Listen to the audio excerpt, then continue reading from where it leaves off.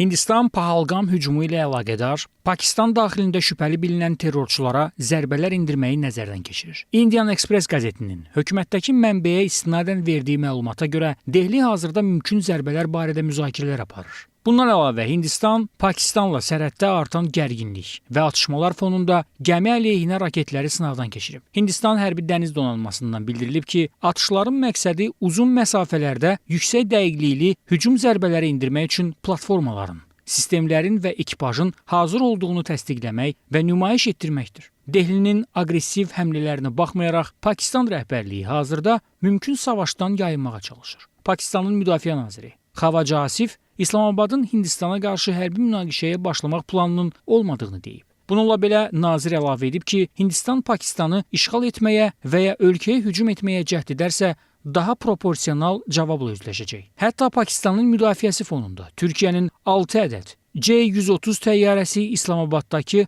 hərbi bazaya enib. Son günlər artan gərginlik fonunda tərəflərin silahlanma yarışına başlaması, müttəfiqləri öz ətrafında toplaması regiondakı gərginlik nəzərə alınanda başa düşüləndir. Amma diqqətdə saxlanılmalı bir məqam var ki, həm Hindistan, həm də Pakistan demək olar eyni sayda nüvə silahına sahib ölkələrdir. Baş verə biləcək müharibə ssenarisində tərəflər regionu və özlərini böyük təhlükə altına qoya bilərlər. Odur ki, müttəfiqlərinin də dəstəyi ilə Dehli və İslamabad təcili olaraq atəşkəsi bərqərar etməlidirlər. Pakistanla Hindistan arasında son günlər Kəşmir ətrafında gərginlik yenidən alovlanıbdır.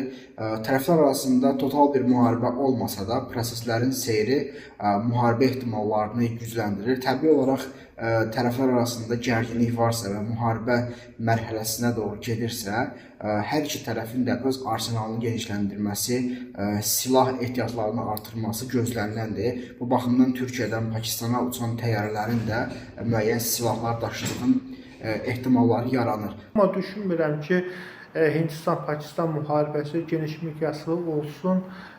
Tərəflərin əlində nüvə silahları var və bu nüvə silahın işə salınması hər iki tərəfin məğlubiyyəti ilə nəticələnə bilər. Yəni bu müharibədə bir tərəfin qalib gəlmə şansı da yoxdur.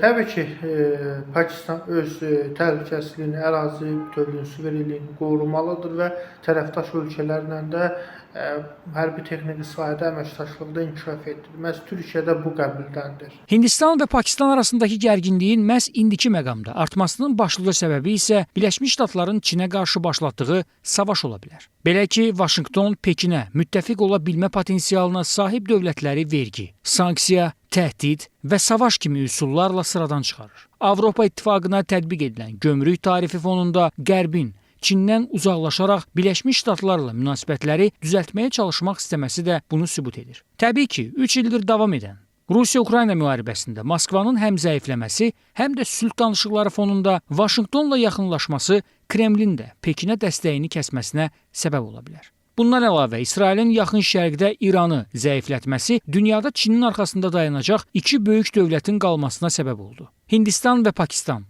Dehli və İslamabad arasında ötən əsrdən bəri yaranan gərginlik fonunda Çin onsuz da Pakistan dəstəkçisidir və iki ölkənin müttəfiqlik əlaqələri var. Hindistanla münasibətlər isə vaxtaşırı olaraq dəyişir. Buna baxmayaraq, BRICS və digər məsələlər fonunda Dehli və Pekin arasında müəyyən müttəfiqlik əlaqələri yaranmağa başlayıb. Məhz bütün bunların fonunda Birləşmiş Ştatlar Çinə köməklik göstərə biləcək iki böyük rəqib arasında da nifaq toxumlarını yenidən səpərək Pekini meydanda tək qoymağa demək olar ki, nail oldu. Hindistan Uzak Doğu'da Çin ile birlikte dünyanın en önemli iki gücüne ulaşmak üzereler. Bu süreç Amerika'yı tedirgin etmekte.